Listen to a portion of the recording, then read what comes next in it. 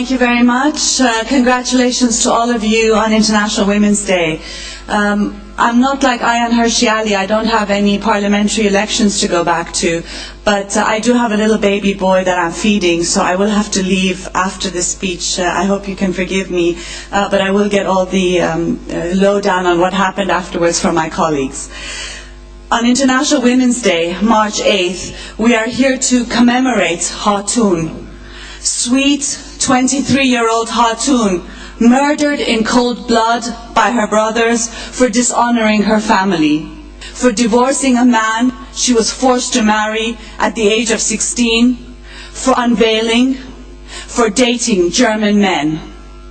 Some boys discussing her death put it clearly: she deserved to die. The whore lived like a German. To her brothers, to Islamists, to the political Islamic movement, that is all that she was.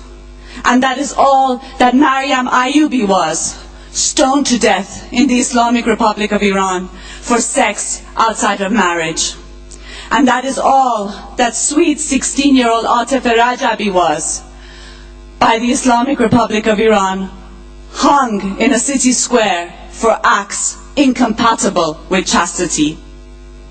Sometimes it takes a Khatun, a Maryam, an Atife, to outrage us and move us into action. I suppose it is easier to understand one woman than millions. Her refusal, her resistance, and the barbarity of the Islamic justice that was meted out against her.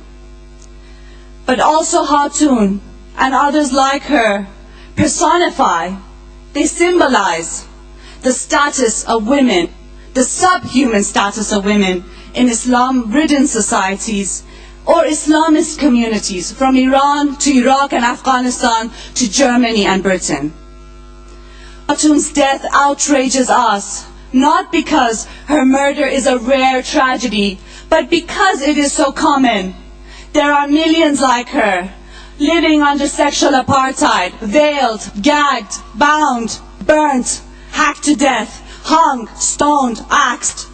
Millions who are refusing and resisting and demanding a life worthy of 21st century humanity, to live a life of one's own choosing.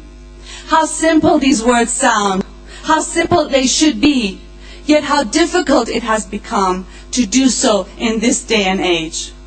Difficult in a new world order where universal values and standards that were taken for granted after having been fought for centuries are under attack. All we hear over and over again, as if a sermon over the innumerable corpses of women, is, well, this is their culture, it's their religion, respect it, tolerate it, don't offend it. Cultural relativism has made all beliefs equal, no matter how misogynist. And nowadays, religions and beliefs seem to have more rights and demand more respect, more tolerance, more equality than humans themselves. And if you cry out, if you say enough, if you say political Islam is a reactionary right-wing movement that has to be pushed back, if you demand universal rights, if you demand secularism, you are deemed a racist and an Islamophobe. This is not the case. Of course, we must respect humanity and human beings, but not all beliefs are worthy of respect. Also, criticizing a belief, the political movement that's associated with it, has nothing to do with racism. It has everything to do, though, with being the immediate necessity of our times. How many more Khatuns, how many more Maryam Ayubis, how many more Atif Rajabis before it is stopped? How can it be stopped? Definitely not by respecting it, not by tolerating it.